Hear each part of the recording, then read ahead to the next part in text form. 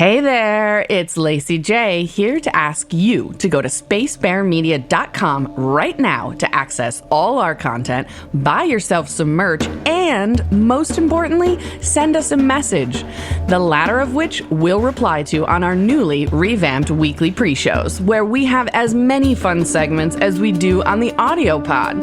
There are current events with Christy, corrections and observations with Ben, and as always, questions with Derek.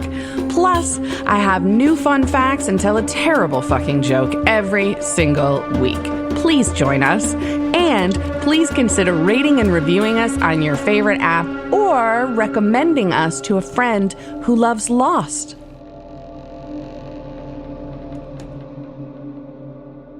Hello, everybody, and welcome back. We are so excited. It's season 3 of Lost in My 40s, where we explore season 3 of Lost. This season, we have more special guests for you. We have big reveals and a character death I still have not recovered from. So welcome back. How's everybody doing? Good. Good. Great. Excited for season 3. Yay! How you feeling, Derek? I'm excited. I'm ready. I mean, this was a great episode. Yeah, this is a great episode. I think this is a great season. Tell everybody what you said to me when I first asked you to do the show, and you did a little research on it, or maybe you already knew. What happened exactly about this season? Yeah. Well, yeah, they had what's the favorite seasons, and this was the least favorite, season 3. Right. You read an article or something. Yeah. Yeah. And I think it's underrated. I think that this season has some really impactful episodes. It does also have Nikki and Paolo, who we've been waiting for that. That's impactful in a terrible way. There's a terrible Jack episode, but there's so many awesome moments in season 3. So I'm going to defend it all season long. Ben, you there? I am here. All right. Could you maybe tell us, remind us a little bit about the end of season 2? Who won? Who were our character power rankings? End of season 2, top 3. Well, Mr. Echo was by far and away on top. He ended up with 139 points, though he got most of those by by mid-season. He didn't really do a whole lot of movement at the end of the season, but he was right. He shot up, and nobody could catch him. Nobody could catch him. Yeah. Though I'd say second place behind him was actually Jack. So he went from Dr. Bronze to the Silver Surgeon. Yeah, he did. Mm-hmm. And then in third place was Hurley. Yay! Yeah. Hurley getting his due. Mare Island Town. Yes, last place, not gonna surprise anyone, is Michael. Oh, he had a murdering Michael. He had a bad season. Murderous Michael. Behind him in second place was Mr. Cooper. For not being in very many episodes, he's he's a pretty bad guy. Marked his place there. Yeah, and then Charlie is in third place and third bottom. Yeah. He had a bad season.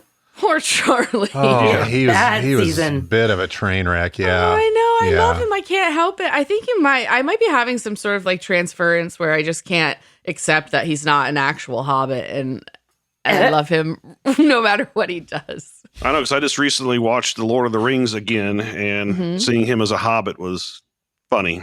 It's weird, because seeing him as anything other than a Hobbit is hard. Yeah, that's what my problem is. Yeah, I'm too, the reverse. I really didn't, make the connection.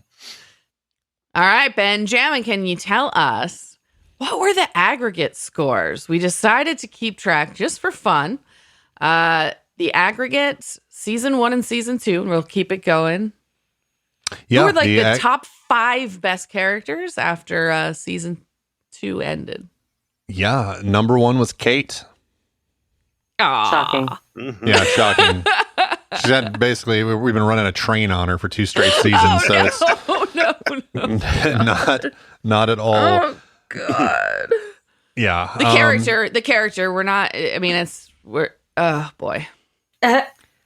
I'll just move on. But right behind her, only 9 points back, is Jack.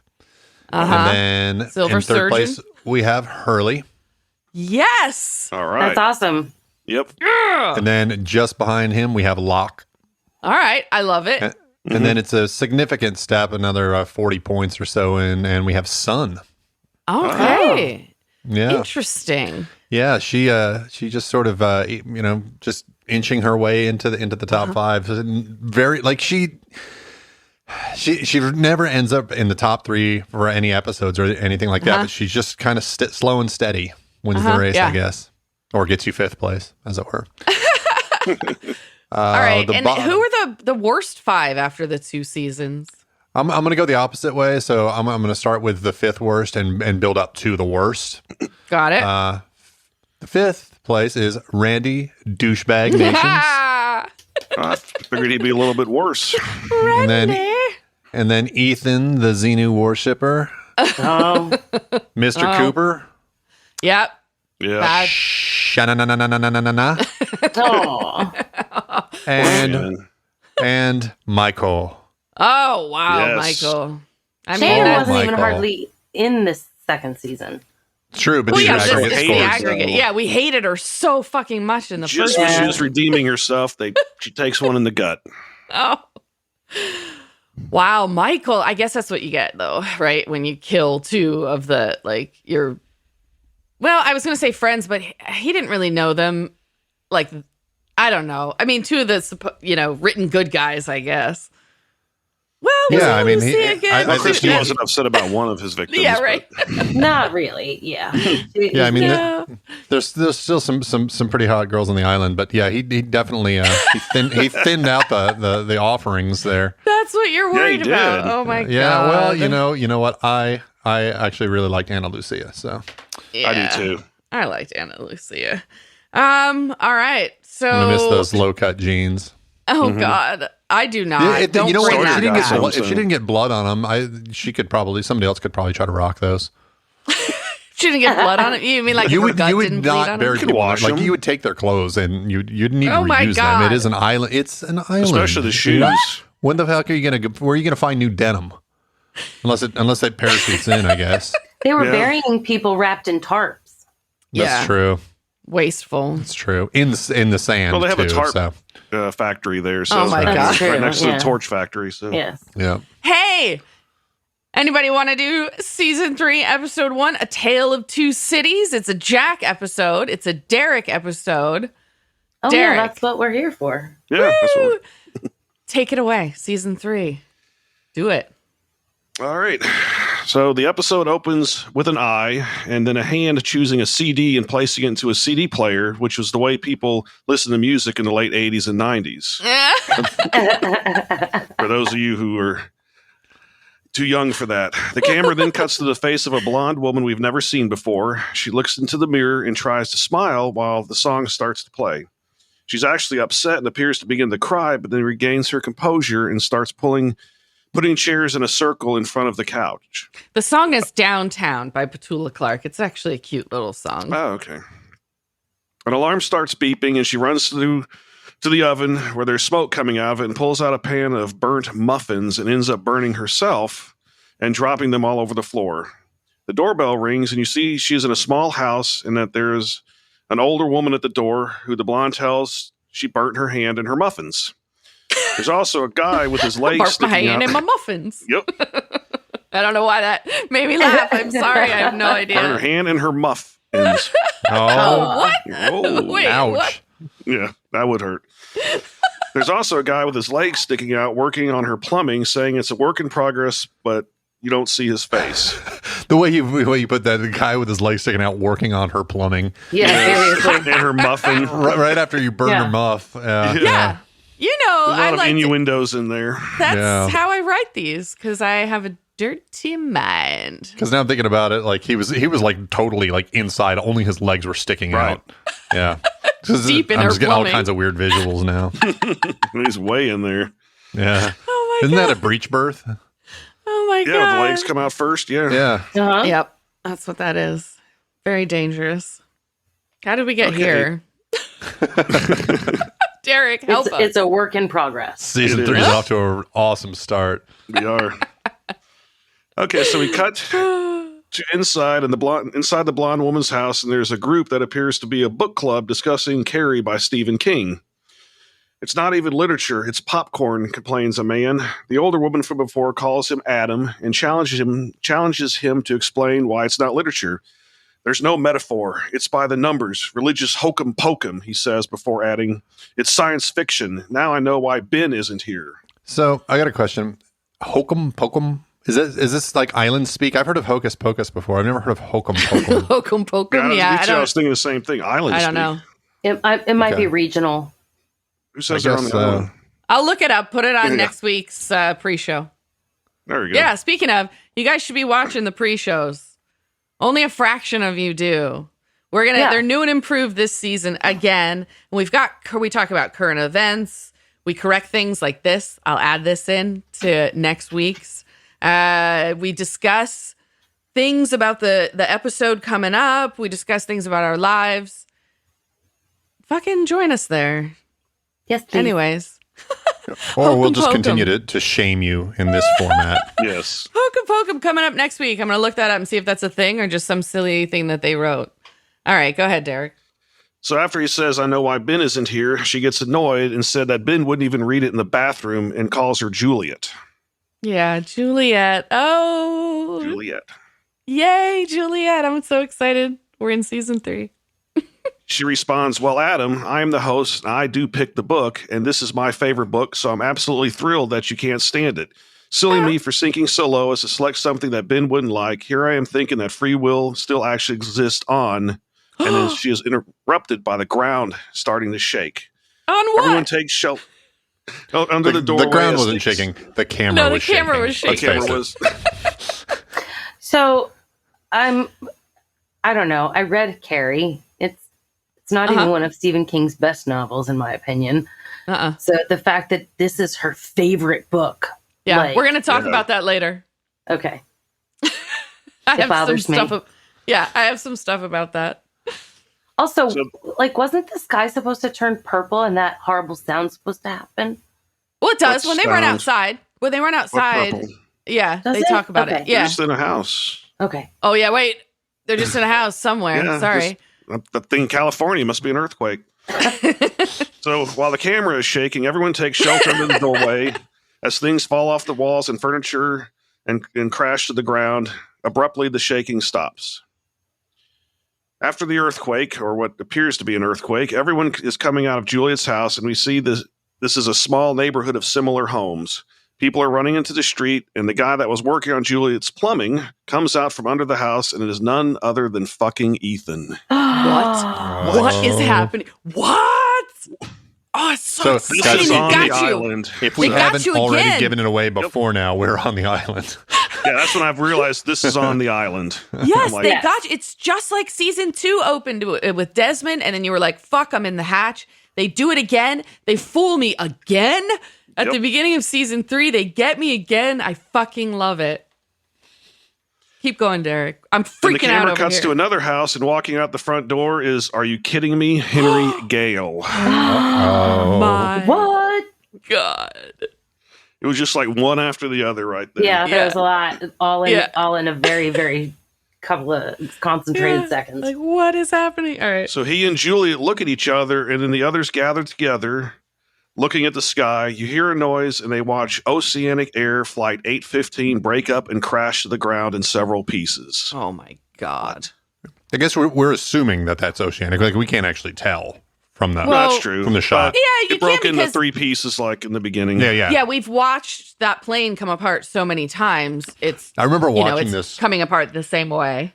When I first saw this, of course, like TVs were much smaller at the time. And I remember watching this and being like, "Oh, that was so cool." We watched it on this TV, and like you see the plane like breaking up. It's so obviously like really, really bad old CGI, but not polar bear bad, but still bad. Oh God, that polar bear. It's gonna be the worst.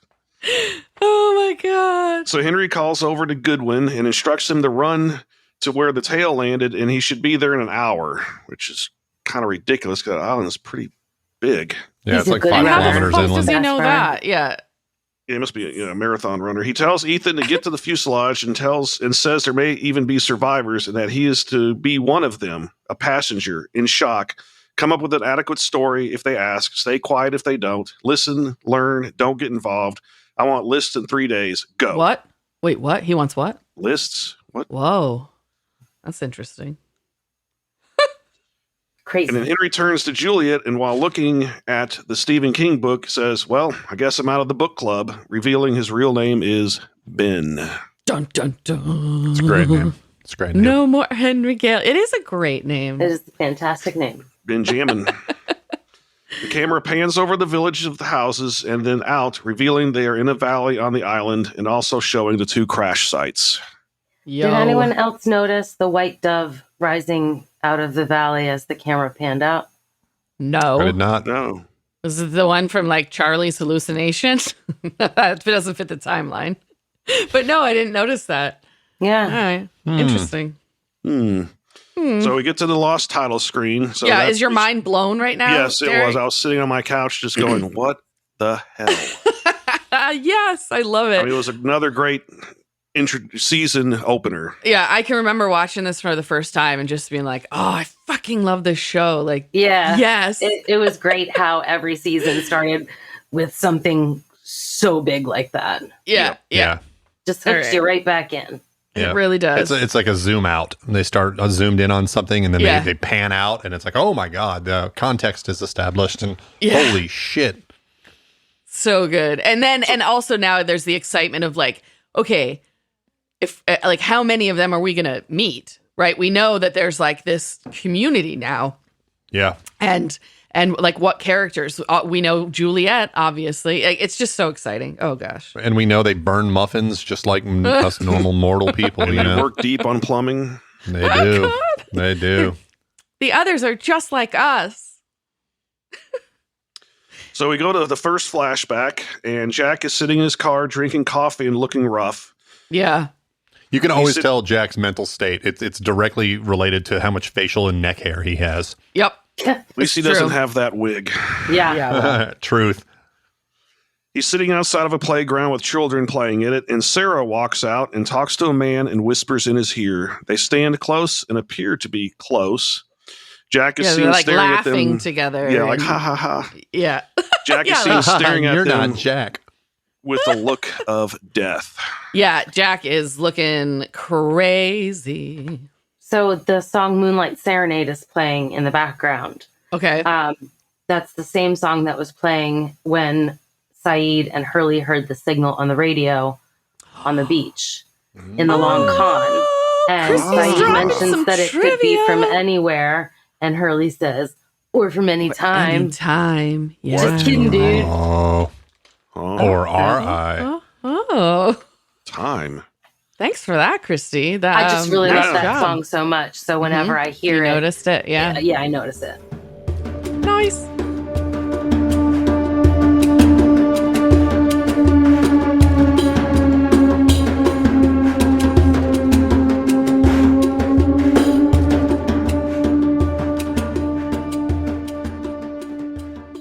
So back on the island, Jack wakes up and is a lot more rough than he was before. He wakes up in a dark room that has chains hanging from the ceiling and water dripping. He's on a bare metal table, and I started to think this was the beginning of another Saw movie. That's exactly what I wrote on my notes. Like the guy was gonna come in, or maybe it would be like it's Ben Linus, like comes in on a tricycle. Like, Would you like to play a game? So he sits up and rubs his head and removes a Band-Aid from his arm where it looks like someone drew his blood. He tries the door, which of course is locked, and finds intercom with a button that says communication next to the door is broken. He sees another door which is open and starts to walk to it until he smashes into a clear wall. Okay, that was fucking hilarious, by the way. He walked face first into it. Bam. I don't know why that's so funny. I've actually done that. It hurts and it stuns you for a second, and then you feel like a dipshit. But But it's still boy, funny watching as it, fuck, though. yeah, watching somebody else, it's hilarious.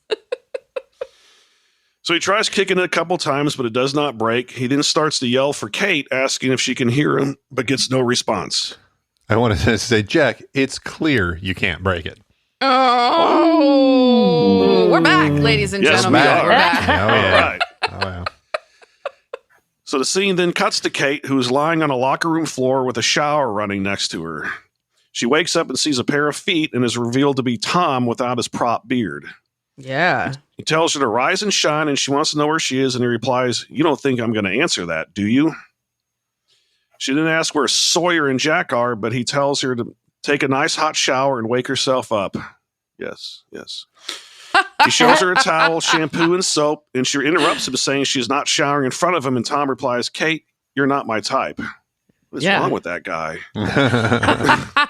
Hey, that question will be answered, and it's not what's wrong with him, but you will find out why he doesn't like Kate. Yes, his type eventually. It will be revealed. Oh my God, you're a horse? Right. First Family Guy reference has made it into season 3.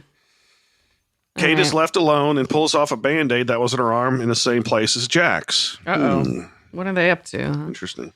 Yeah. So now Sawyer wakes up in some kind of cage outside and starts looking around. He sees a building with the Dharma Initiative logo on it, and the place looks abandoned. But as Sawyer looks across from him, he sees another cage with a teenage boy in it facing away from him.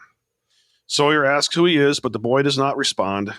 Sawyer gets upset and starts looking around his cage and sees a button with a picture of a knife and fork on it that has a chute underneath and a pipe going to a trough nearby. Yum. Yeah, it looks delicious. Yeah, I don't want to eat anything out of that. Yeah. He sees a couple other levers around the cage. He goes over to the knife and fork button and presses it. A female voice from the speaker says, "Warning," and he looks around. He presses the button again, and the speaker says, "Warning" again, and you hear buzzing. He's about to press it a third time when the boy says, "I wouldn't do that." And Sawyer replies, "Of course, if I want your advice, I'll ask for it." And then presses the button. And gets his ass electrocuted. He gets shocked and thrown across the cage and yells, "Son of a bitch!" And the boy replies, "Told you." Oh, my. That was funny.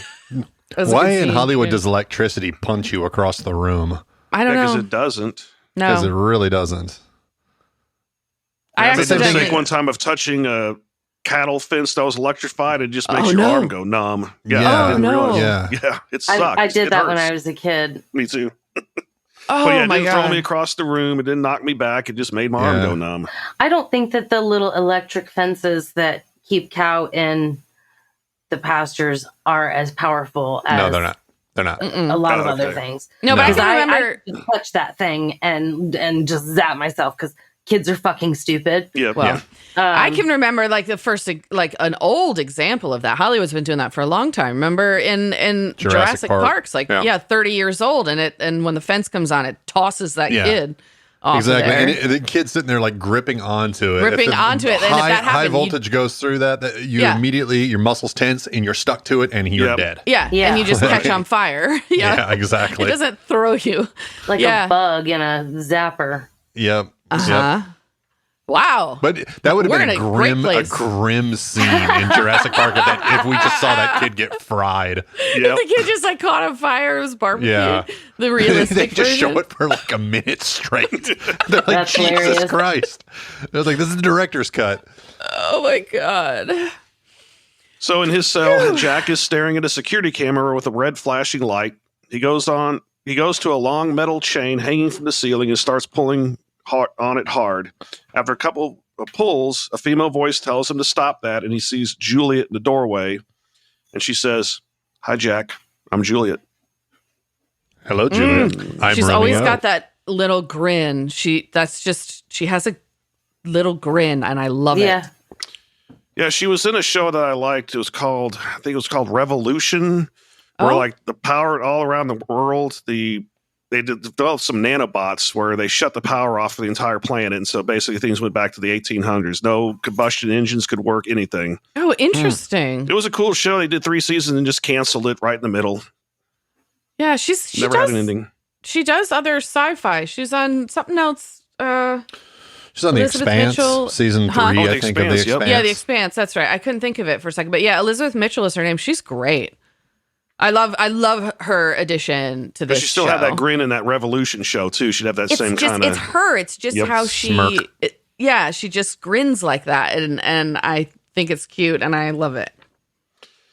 So now we're in flashback number 2, and Jack walks into an office building and checks in with the receptionist. Waiting on a couch nearby is Sarah, and she asks Jack, where is his lawyer? He tells her she looks pretty, and she asks him again, where is his lawyer? He tells her that he fired his lawyer and that he is sorry for pushing them to this place, and he's interrupted by her flip phone and steps away to take the call. Very early 2000s. Oh my god, I had it. I had a flip phone. Yeah, me too. So did I. I had the Razor. Uh-huh. Mm-hmm. Yeah. I'm rewatching The Wire right now, and I feel like every phone I see in The Wire, I'm like, oh, I had that one. That's a great show. I actually still have all my old That phones. is a great show. I never threw them out. They'll be antiques one day. Oh my god. So on the phone, Jack hears her say, "Not yet. He just got here," and she laughs again with the laughing.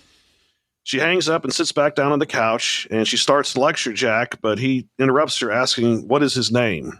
She says she won't tell him, and he says he won't stop asking until she tells him. How about you mind your fucking business, Jack? Getting very obsessive here. It's a bit his much. name is Rich Longfellow.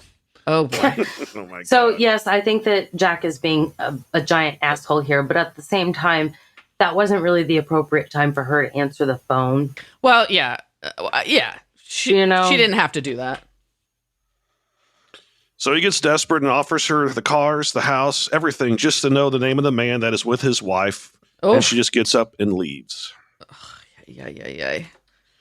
So back in his cell, Jack is still pulling on the chain, and Juliet walks over to a sound. Oh, pulling his chain. I wrote down he's yanking her chain. Yeah, someone's pulling your chain. Yeah. I mean, you were just talking about my phrasing earlier. I thought that one stood out too. Yeah, so Jack's pulling on his chain. And Juliet walks over to a soundboard and turns up the volume, asking if he can hear her. Can you hear me now? He doesn't answer and keeps pulling on his chain. Juliet sits down on the table and says that is a yes. He asks, where are his friends? And she tells him to come down off the table. Jack replies that if she wants him to come down, she'll have to come and get him down.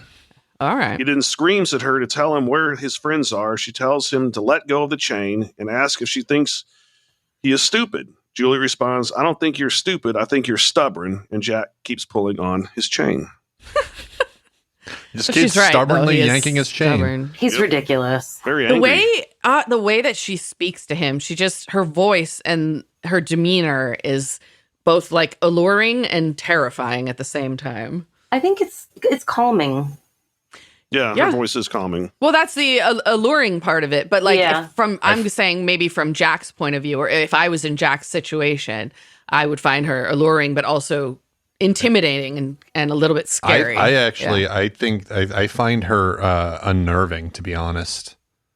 Yeah. Oh, I always cool. have. Her character I find to be very unnerving. There's something about her. Like, I think she's really attractive, and like she has that very sort of plaintive sort of, very, very, it's like a calculated sort of way of trying to put you at ease. And that makes me really uneasy when somebody's doing that. Yeah. I think that's what valid. the hell are you buttering me up for? Like, that's exactly. Yeah. I love her character. Yeah.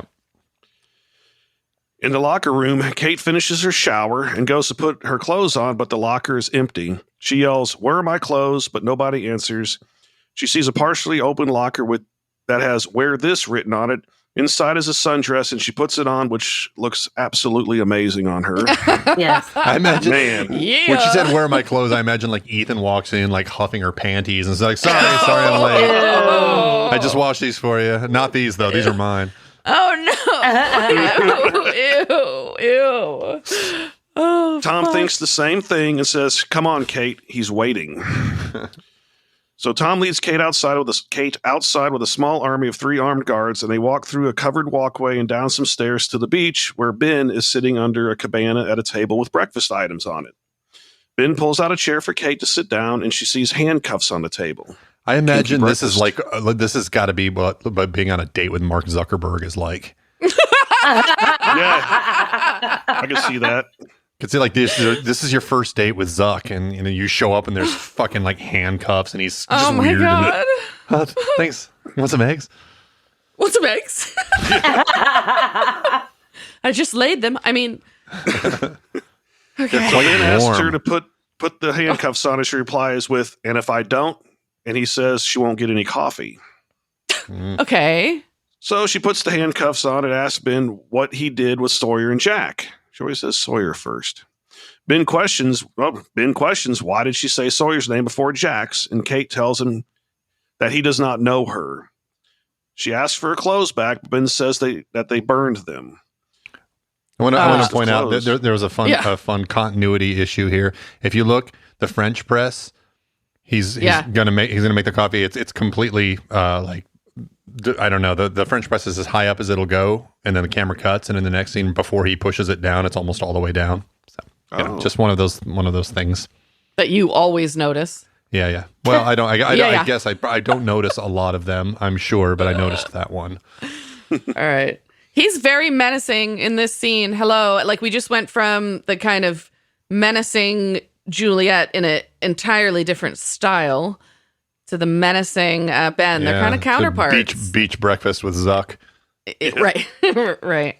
Yeah, I would be fully on alert with Ben Linus. Yeah. Yeah, and the thing, like when I saw this, like scrambled eggs at the beach. Oh my God. It's always windy. They're going to be so cold by the time you get there. Like, there's no way they just cooked those and then brought those out right there, right? Like, they were probably going to be quite cold. I just, come on. Oh my God. Maybe do an omelet or something that retains heat a bit better. Should you write a letter, probably? Yeah. All right. So she asks, why did he bring her there and make her put on a dress to feed her breakfast? And Ben tells her he wanted her to look out at the water and feel comfortable. He made her wear the dress so she'd feel like a lady and to eat her food with a real live fork to feel civilized. He then says, I did all of those things so you'd have something nice to hold on to because, Kate, the next 2 weeks are going to be very unpleasant. Oh, that's terrifying. You mean like butt stuff? Oh my God. What? Yeah, what? Did you say butt stuff? I was like, You what? did. Like butt stuff? So we go to flashback number 3, and Jack is in his office talking on his phone. He says he met a woman on the train named Sarah, and she dropped her phone, and that their number was in her phone, and if they knew her. This is some pathetic. Jack. This is Wow. some pathetic. He becomes fucking shit very right pathetic. here. Holy shit, Jack! Like, Jesus Christ. Yeah, no longer the silver surgeon. So Christian comes in and tells him to wait a minute while he crosses another number off the list. He comes over to the desk and asks why is he dialing all of the numbers on Sarah's cell phone, and Jack replies, because one of them is him. Jesus. Christian tells Jack to stop this and accept that it's over. Jack tells him no, not until he knows his name, where he works, where he lives, and when they first kissed. Jesus. Okay, wait a second, buddy. None of your business, Jack. What the fuck? Your marriage is over. Done. I can see why it's over now. Jesus. Yeah. He then dials the next number on the list, and Christian's phone rings in his pocket. Dun, Holy dun, dun. fuck.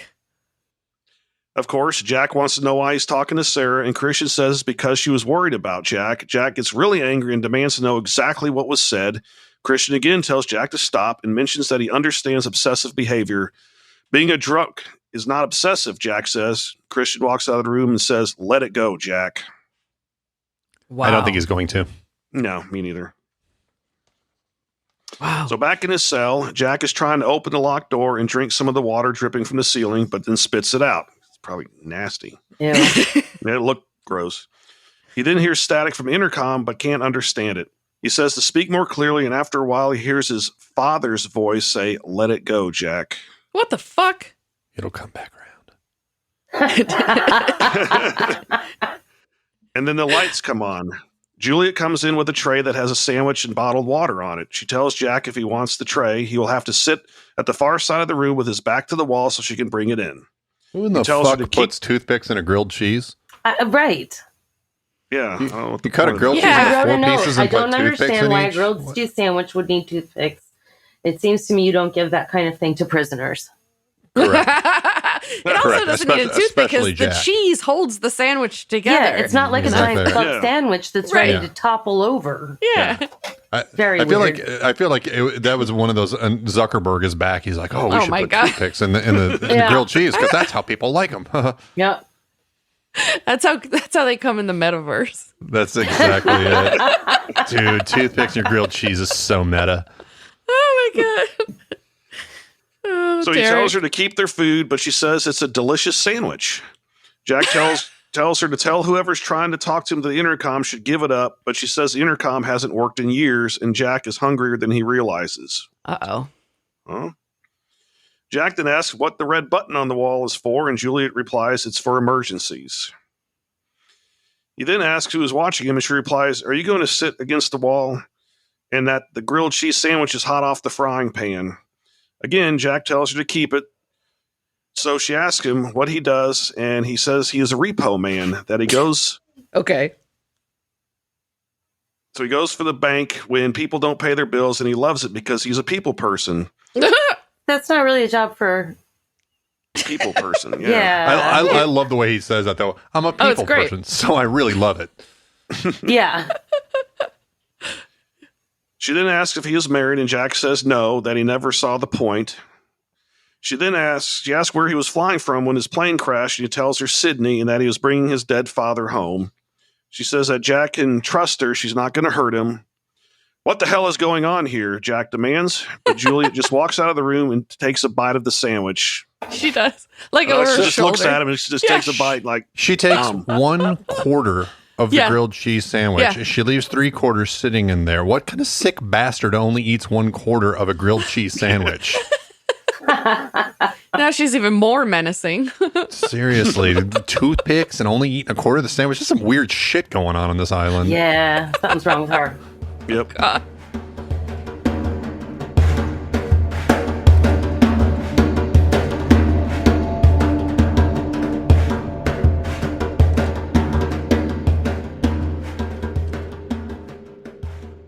So Sawyers is in his cage trying to figure out how to get the food to come out of the chute without getting shocked. The boy asks Sawyer how long it would take to get to his camp, and he replies, what are you talking? Oh, what? You talking to me now, Chachi? Chachi? What? Oh, this next big reveal coming up, man. I've been waiting seasons for Derek to find this character's name out. Let's do it. The boy asks what the people from his plane are like. Sawyer tells him that they're just awesome. And the last other that made it to their camp got tortured by the Iraqi, and he did too. While Sawyer is still working on the puzzle, the boy picks the lock in his cage and escapes. A loudspeaker starts blasting, subject escaped. The boy then picks Sawyer's lock, points in one direction, and says, run that way. Sawyer takes off into the jungle. He runs around for a while, and then Juliet steps out of the bushes and says, hey. She's like super cash about it, too. Hey. Yep, hey. Sawyer looks confused, and she just smiles at him and shoots him in the neck with a taser. Tom and another man drag him back to the cage, and once inside, Tom drags the boy up to the bars and says, say it, Carl. Carl! Coral! Streetwalkers, Carl! Carl! Coral looks at Sawyer and says, I'm sorry I involved you in my breakout attempt. Okie dokie. I had forgotten when we started making fun of Michael and Walt and screaming Carl like The Walking Dead. There was a Carl. Yeah, I think I remembered it somewhere at the end of the first season, and I text Christy and I was like, I just remembered something. Yeah. There is a Carl, and it's actually funny because people do scream his name. So when searching for him, yeah, so too fucking funny. So Jack is sitting in his cell, and Juliet enters with another food and water tray, and she tells him that the drugs he was given when he was brought here have a serious side effect of dehydration, and if he doesn't eat or drink soon, he will start hallucinating. Jack asks if she's a doctor, and she replies, no, I'm a repo woman. She tells him that there are no strings attached to the food and water, and that Jack is not losing if he lets her bring it in. Jack gets up, moves to the far wall, and sits with his back against it. Juliet thanks him and walks out of her side of the room. See, the thing is now, what does she bring? Cantaloupe and honeydew. Oh my God. Keep that shit. I'm not eating that. I'm not eating cheese. that. I'd rather lick the fucking floor than eat cantaloupe. I like cantaloupe. I think honeydew is cantaloupe. disgusting. See, I can tolerate honeydew. Cantaloupe tastes like garbage to me. Like it literally. Garbage? Like people talk about. I hear people talk about like cilantro and how to some people it tastes like soap. Yeah, Cantaloupe. that's a real cantaloupe thing. tastes rotten to me. It tastes Weird. like something has rotted. It's so disgusting. Like Even the that durian. smell of it. Even the smell of it makes me want to. It's so sweet and delicious. Honeydew. I'm like, why would anybody ever eat this? See, I like honeydew. It's decent. Like, it has to be cold. Like, if it's warm, it's kind of gross. But cantaloupe is just so slimy and it tastes like trash. Ew. I think you've only had bad cantaloupe then. Yeah. Maybe. Oh my god. But I'd be like, how are we talking about take cantaloupe the melons for this away, long? and there's three corners of that sandwich still sitting there that you left. Oh my Freak, why don't you bring that in? I'd rather have the sandwich. Yeah. Even though I like cantaloupe. So we go to flashback number 4. And Jack is in a patient's room and giving a nurse orders. He hears a cell phone ring. And in the hallway, his father is on the phone laughing. Here we go with that laughing again. I imagine, like, when he's staring at his dad down the hallway in this scene, I hear the, like, Kill Bill music. Yeah. Yeah. The nurse asks him a question, but he ignores it because he is fixated on his father. So Christian pulls up to a hotel and goes inside. And, of course, Jack pulls up behind him and follows him, still wearing his scrubs. He goes into the conference room where his father is getting coffee. Jack demands his father's cell phone, and he says it isn't the place. There's several other people in the room, and it appears to be some sort of support group. Jack demands to see the phone again, and the host says, "You must be Jack. Why don't you grab a chair and join us?" Yeah, like, it's Jack, pretty obvious his dad, it's a AA meeting, and he's in there causing fucking drama like a psycho. He is a psycho. He has gone off the deep end with this. Yeah, no, this is ridiculous. Is fucking nuts. Yeah. Jack is pissed that the person knows who he is and says, "What'd you tell him about me, Dad? What that your son never really had it, not like the old man? Oh, my God. I didn't have the will to make it work, my life, my job, my marriage. What'd you tell him about my marriage, Dad?" Oh, my God. Nothing you're not telling them right now. Yeah. You're telling everything. Holy, like, what are you doing with your life, Jack? Jesus fucking Christ. You want to know how he manages his marriage? A bottle of scotch every night before dinner. Holy fuck. That's a lot of scotch. That is a lot of scotch. Yeah, that's a lot. That's not good. That's not, like, Dad, size? Christian is not forgiven in this What situation. Is it an airplane bottle? Yeah, that's what I was thinking. What size pint? bottle here? It comes in pints? The host tells Jack that Christian has been sober for 50 days and that they're very proud of him. Jack wonders what made his dad turn the corner and ask, maybe it was a new lady friend. My God. Bro, what are you doing? I mean, everything is about her. Everything you laugh, it's her. Yeah. I mean, Christian's kind of a dilf, though, right? Everything is about sure. Jack, is what it is. Everything is about Jack. It's not that it's about Sarah. Yeah. It's that it's all about. He's obsessed. Yeah. It's his obsession now. And so, yeah. Bitch, I Christian fix you. I can not fix you. Sorry. Yeah. Christian tells him that he will not allow Jack to speak him in that way, and Jack says, "I will not let you sleep with my wife," and tackles his father to the ground. Oh, there's no sleeping. Trust me. Oh, God. It's up all night. This is ways fucking than one. crazy. So back on the island, Jack is sitting by the wall watching the door on his side. As soon as Juliet opens the door, he rushes her and tackles her to the ground. He grabs her stun weapon, throws it away, and uses a piece of broken plate against her neck to get her to tell him which way is out. He says, bitch, you brought me cantaloupe, and now you die. Oh, my Give me a God. grilled cheese sandwich with the toothpicks. He drags her out of the room and tries other doors, but they're all locked. He then takes her to the door that has a wheel lock on it and tells her to open it. She says she can't, and that if she does, they will die. Jack doesn't care. Nope. No. Or he doesn't believe her. He says she's lying and screams at her to open it, and then Ben appears saying she is telling the truth.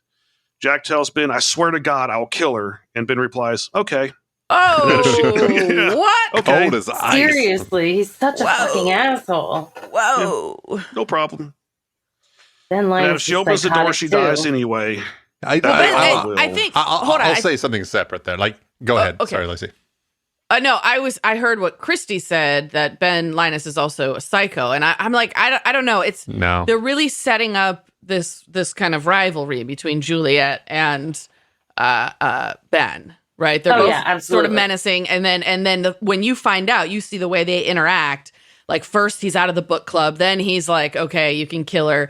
They're building this interesting relationship and storyline. The whole "you can kill her" thing is a little extreme for getting kicked out of book club. Well, that's why it indicates there's some more going on that we don't know. I think it also indicates that Ben knows he's not going to kill her. So instead of you fucking think that's around what and, he? yeah, You I think think he's calling his bluff? He's calling his bluff, and he's doing it as quickly as possible. Okay, Okay, that's it. That's all you think it is. It has nothing to do. That's all I think it is. He wouldn't be on the interesting. list All right. if he were a killer of that sort. That's right. Kate was on the list, but okay, maybe who knows what the criteria is. What do you mean for Kate that. was on the list? Kate was on the list to lure them for kidnapping. We don't know that she was on any of those official lists. Oh, sure. Yeah. Right. Like, because she wasn't kidnapped. She could, right? No, whatever. So Jack slams Juliet into the wall and starts to open the hatch. She and Ben run towards another door, but Ben closes it before she can get in, asshole. This is where he really seems like a psycho. Yeah, he slams it right in her fucking face. Because just as Jack was about to get the door open, it makes a loud creaking noises and then bursts open and water starts pouring in. He and Juliet are washed back to his cell where Juliet tells him to press the button from earlier. He does, and you hear machinery winding down, and then Juliet knocks Jack out. Convenient. They're so good at this in Hollywood. Punching man. people Just out. one punch, One hit. and you're like out. Yeah, Juliet apparently has a really nice right hook. Yeah. More likely she breaks her hand, and it kind of knocks him around a little bit, and he gets pissed off. How did they shut that door, by the way? The water was rushing in like... No way. Yeah. There's no way There's in hell no way. you're going to be able to shut You're that door. not that strong. No. Yeah. Nobody. No. Water pressure is pretty incredible. Yeah. Yeah. Yeah. 6 inches can float a car, so... Yeah, exactly. What? What? I think 6 inches of water can float a car. Yeah. Wow. If it's rushing fast enough, yeah. That's why they tell you not to be brave and try to Turn drive around, don't through. drown, but the idiots do it all the time here. Yep. Yep. Wow. So Sawyer is reaching out through the bars in his cage to get a large rock to put on one of the levers. He then presses the food button and it says warning, but then he throws his shoe at the lever in the upper corner of his cage and triumphant music begins to play. Sawyer starts at cheer and says, scene. "Gotcha, Doc Brown." Oh my gosh. And the machine starts saying, "Reward, reward," and then an orange biscuit in the shape of a fish with a Dharma written on it comes out of the chute. You got yourself a fish biscuit. And Fish biscuit. he's Oh, like yeah. He's conducting the orchestra. yes. Yeah, he was. So he smells it, and then pellets come out of the chute, and Sawyer takes a bite out of the fish. Water then comes out of the pipe, and Sawyer goes to drink some, and then he hears Tom tell Kate to keep moving and puts her in the cage where Coral had been. She looks despondent, and her wrists are really cut up from the cuffs when Tom takes them off. Does that happen that quickly? No, she had him on for what, like an hour? How does what the fuck? That doesn't make any sense. Once again, that's a side. That's what happens when you have breakfast with Zuck. Oh my god! Meanwhile, ligature marks. Jin had a handcuff on for like the whole first season, and nothing happened. His And wrist was she's like bleeding after an hour. So okay. Yeah, but he was a fisherman. What does that mean? Yeah. I don't know. It doesn't Well, I mean mean, anything. Son was putting aloe on his wrist. That's true. Oh, That's true. Okay. So Tom takes the handcuffs off and tells Kate he'll bring her some antiseptic later, and Sawyer asks, "How about you bring me an ottoman? While you're at it, I could use a blow dry." Ooh, blow dry. Oh, I thought he was going to say something else for a second. A blow job. Oh, yeah. Tom responds, "Hey, you got yourself a fish biscuit. How'd you do that?" Sawyer I tells love me that scene. It's Yes. so great. He says it like, "Hey, you got yourself a fish biscuit. How'd you do that?" Biscuit. Sawyer tells him he figured out the puzzle, and Tom replies, "Well, it only took the bears 2 hours." The bears. Oh. Oh. But I thought love that was that funny. He goes, Sawyer "It took the asked, bears 2 How hours." many bears were there? Yeah, he did. Tom leaves, and Sawyer asks Kate if she's okay and says, "Nice dress." He says as he tosses her the fish biscuit, she takes a bite. Jack is back in his cell with Juliet on the other side of the glass looking through a large file. He asks her if they are beneath an aquarium in another Dharma station. She tells him that they called it Hydra. Hail Hydra. Jack asks if the others are left over from the Dharma initiative. She tells him that was long ago, and it doesn't matter who they were. It matters who they are. And they know precisely who Jack Shepard is. What? Okay. Jack challenges her, saying she knows nothing about him. Juliet responds, "We know that you're a spinal surgeon based out of St. Sebastian's Hospital in Los Angeles. I know that you went to Columbia and that you graduated med school a year faster than anyone else. I know that you were married only once and that you contested the divorce. Oh, shit. I know your father died in Sydney. I know this because I have a copy of his autopsy report. What? How the hell? Jack is in shock and asks what the file is. She tells him it's his life. Jack wants to know if there's information about Sarah. Of course. Oh, my God. Like, yeah. Jesus, let it go. So Julie responds, yes, Jack, we know all about her. What would you like to find out? What? Who is he? When was their first kiss? Yeah. Oh, yeah, my seriously. God. So flashback number 5, Jack is in a jail cell. He seems to be in cells a lot lately. When a guard opens the door and tells him someone posted his bail, he's released and finds Sarah in the waiting room. She says that his father told her he was there, and she called him a cab. She says goodbye and walks out. Of course, Jack follows and sees a man waiting for her by the car. He wants to know if that's him, but Sarah says it makes no difference because it doesn't matter who the man is. It matters who Jack isn't. Don't you think through all of this bullshit at that point, if he had just come out into the garage and then walked up calmly to the guy and been like, hi, I'm Jack, the guy would have just said his name. Like, it might have been awkward, but the guy wouldn't have been like, no, I'm not going to tell you my name. He wouldn't have like run away. He would have just said, oh, hi, Jack, I'm blank. And then there, done. None of this drama was necessary. Yeah, until he's like, when did you first kiss my wife? Yeah, when did you start fucking her? Then it goes off the rails again. While they're shaking hands, he like pulls him in and then just starts choking him right there. When did you first fuck her? I don't want to miss like the impact of someone saying to you, it matters who you aren't. Like, yeah. God damn. Ow. So Sarah then tells Jack that when his father called her, he was so drunk she barely understood him. Good job, Okay. Jack. So is this it? Is this what sent his father on the bender that ended his life? Is that like possible? So. What we're finding out now? Yeah. I thought that was after. No, that was when Jack got him disbarred, whatever it is, got him thrown out of the. I guess hospital. Yeah, I know, but I guess I can't remember like the actual timeline because why they wouldn't have been working together if after this had happened. This has to be the last thing. Oh, I guess so.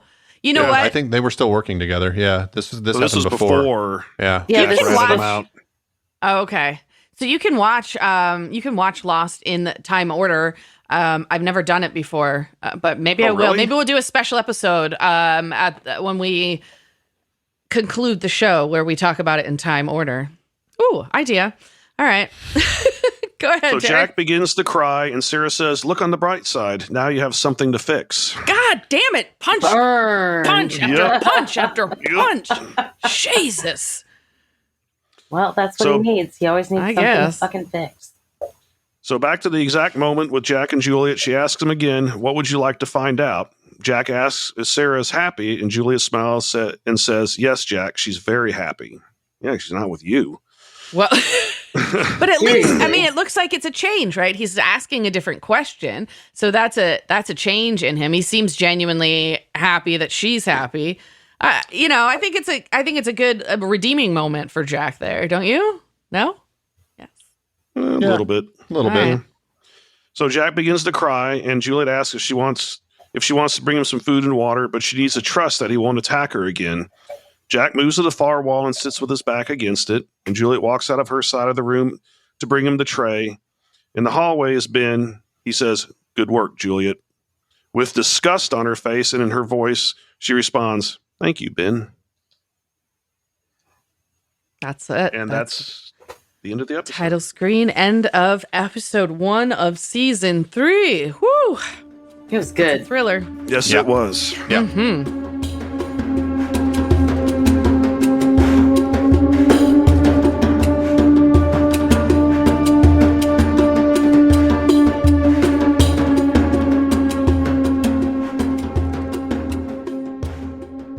First, we will talk about A Tale of Two Cities, which is Charles Dickens' best-known work of historical fiction. That is the name of the episode. It was published in 1859, takes place in London and Paris before and during the French Revolution.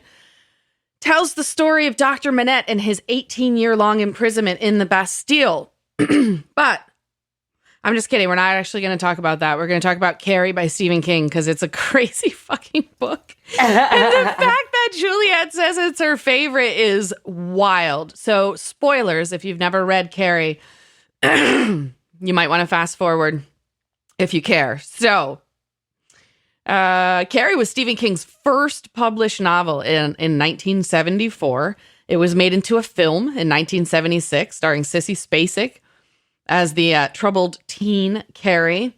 Both the book and the film open in an iconic scene that is very disturbing, where Carrie, who has been sheltered her entire life by her like crazy religious mother, gets her period. She doesn't know what it is, and she gets it in the girls' locker room in the shower. And the rest of the girls in her class, this is when you used to shower with each other in school, started chucking tampons at her and screaming, "Plug it up, plug it up." Oh, and that's God. Yeah, so that's when you learn that Carrie is like a harassed teenager, basically. Later, these girls get in trouble for doing that to her, and so they immediately like start plotting revenge. During the story, all of this, Carrie's like beginning to discover that she has telekinetic powers. Her mother knows that Carrie, like she's the only one that has seen this, and tells her that it's because she's full of sin. So there's one kind of redeeming character. She's this popular girl named Sue. She feels actually bad about what happened to Carrie and talks her popular boyfriend into taking Carrie to the prom to try to like make it up to her. Unfortunately, the other bullies decide this is the perfect opportunity to torment her.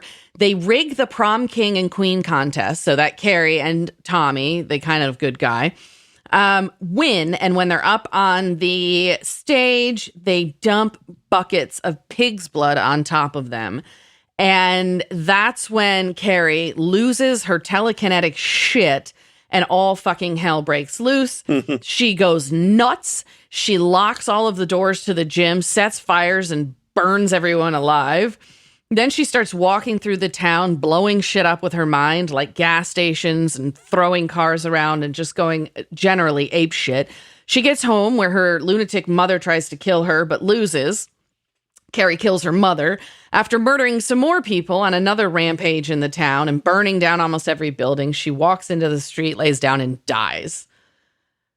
I read this book when I was 11. I loved it. Another interesting thing about this book is Stephen King actually threw it away, and his wife took it out of the trash and encouraged him to keep writing it. And had it published. In the writing process. I didn't know that. In the writing process, he just didn't like it. He said he couldn't write about women effectively, so his wife actually gave him some tips, and there you go.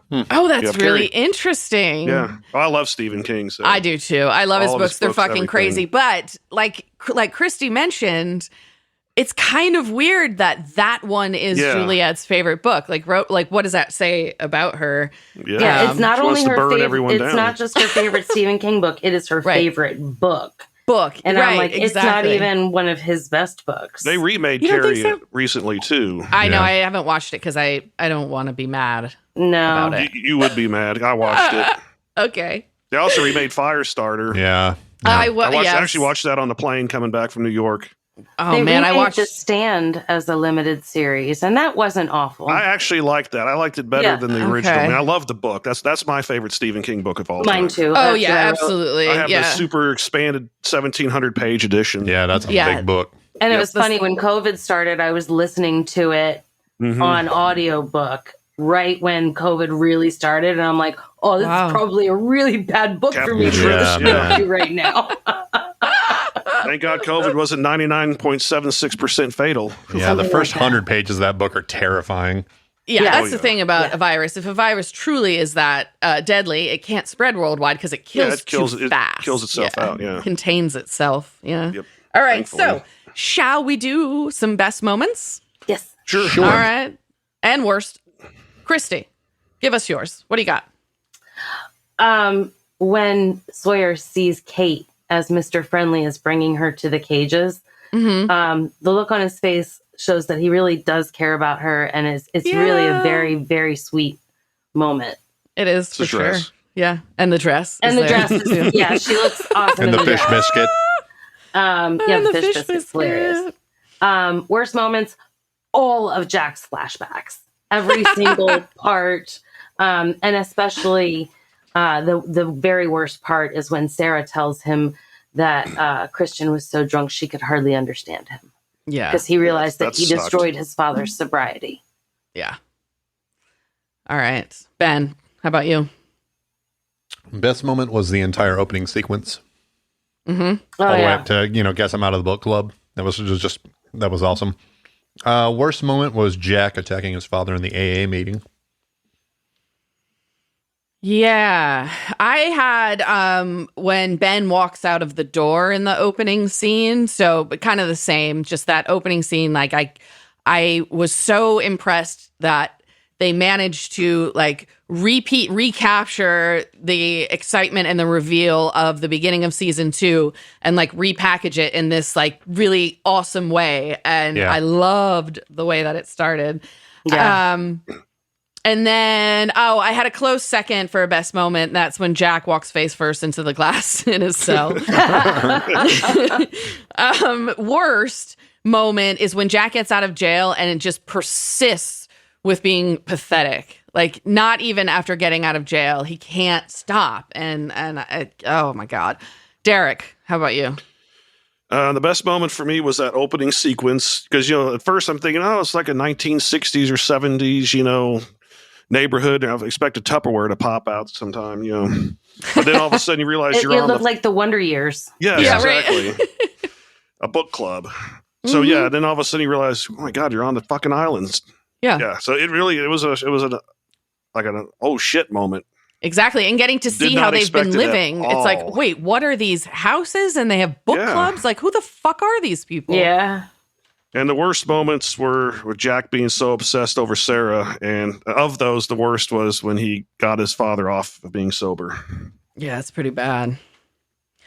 Shall we start the season 3 rankings? Who wants to go first? Christy. I only have a top 2, Sawyer and Juliet. Okay.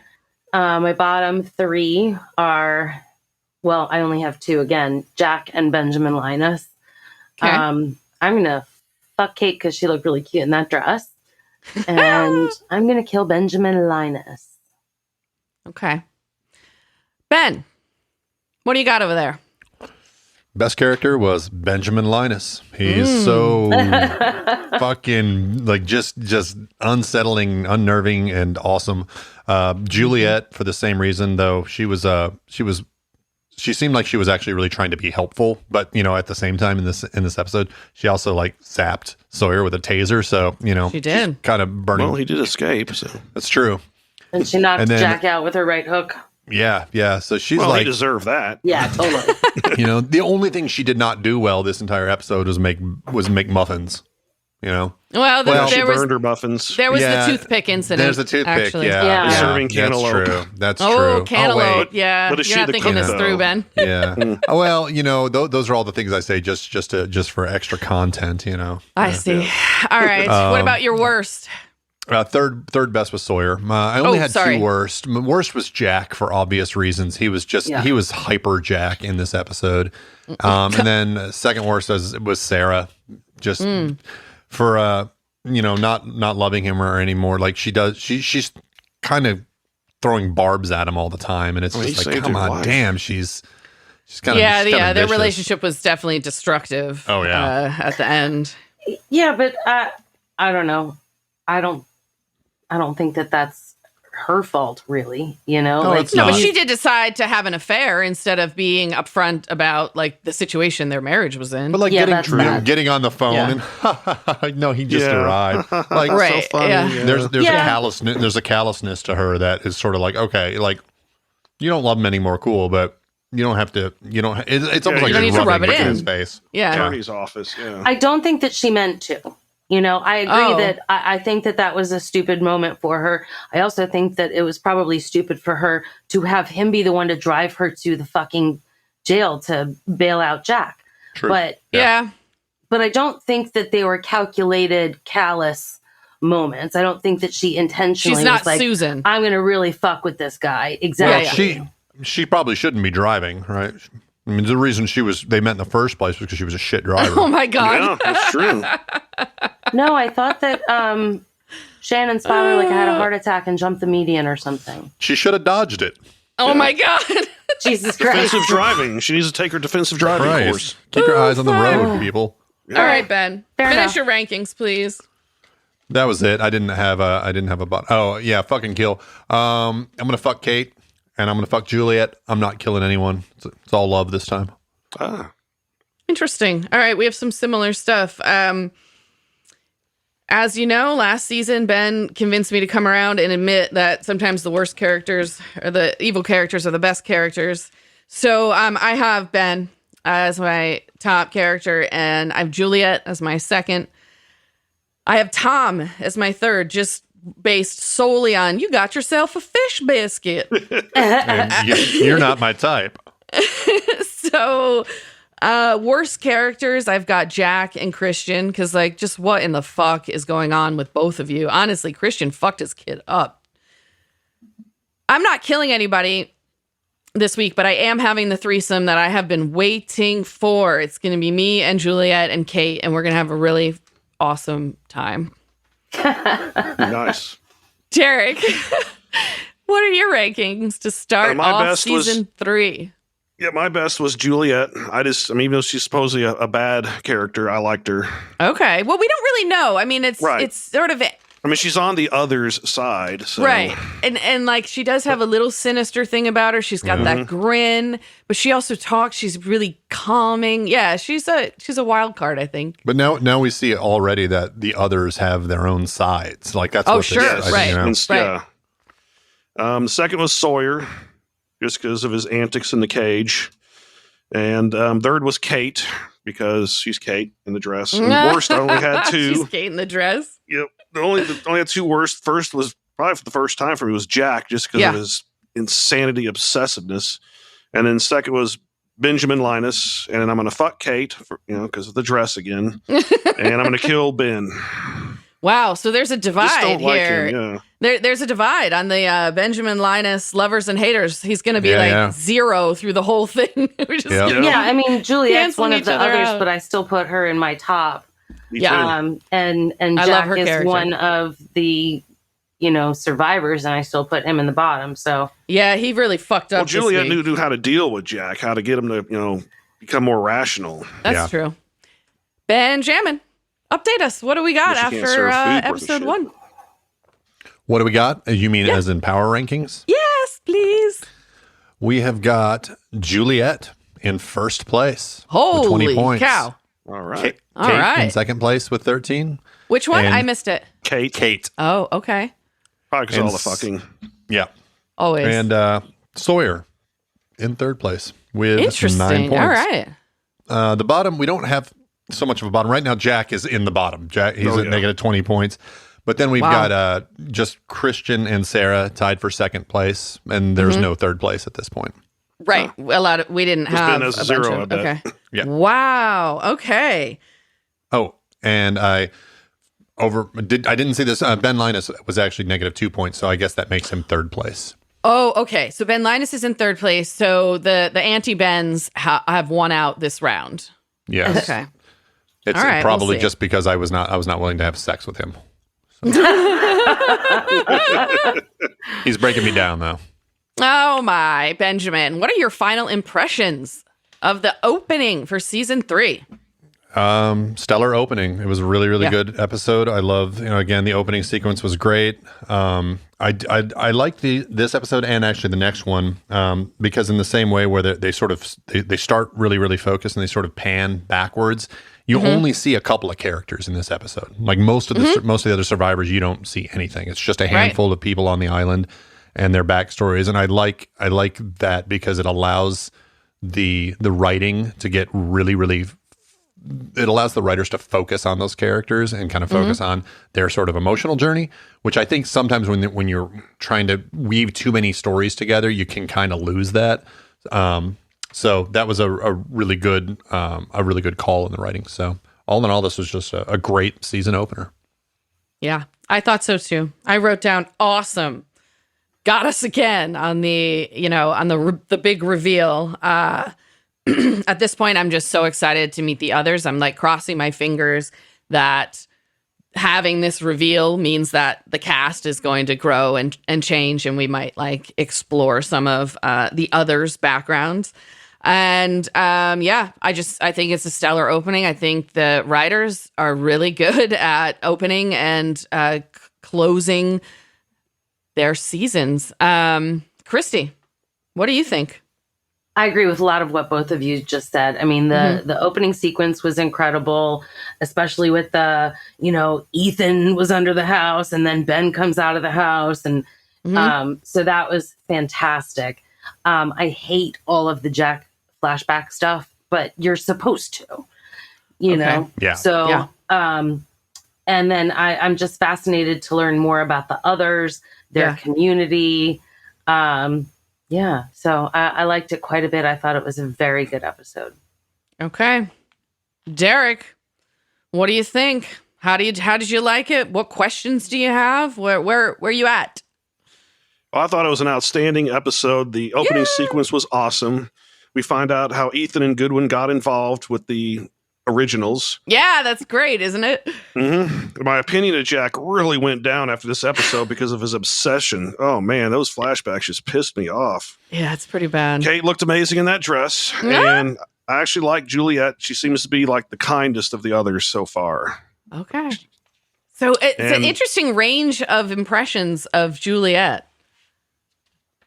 Right? It's kind of like Anna Lucia, me and Ben liked her, but, Christy hated her. Well, yeah, that's true. Poor Anna Lucia. What you can tell immediately, though, is that she's shaping up to be a strong character, whichever way she goes. Exactly. That's why I feel like she knocked Jack out with one punch. Seriously. She's like, to me, she's like the counterpart to Benjamin Linus that Jack is to Locke.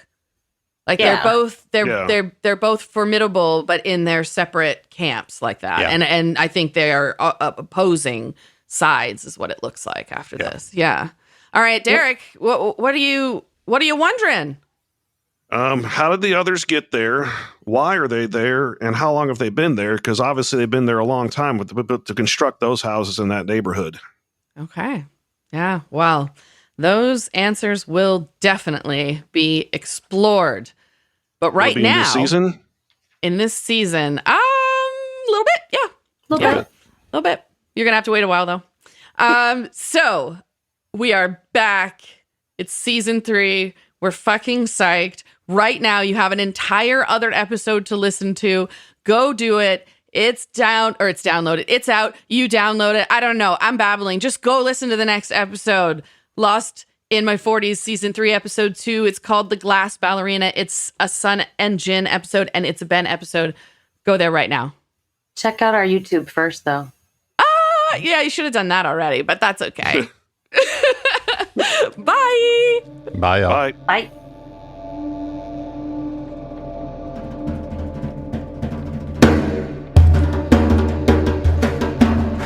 Lost in My 40s is a Spacebear Media production. Executive produced and edited by me, Lacy J. Sound engineering, editing, and original music by Benjamin Trimp. Like and follow Lost in My 40s on Facebook to interact with your hosts. Plus, follow Spacebear Media on YouTube to watch our episode pre-shows. You can also find us at Spacebear_media on Instagram and Twitter. Or come to our website, spacebearmedia.com.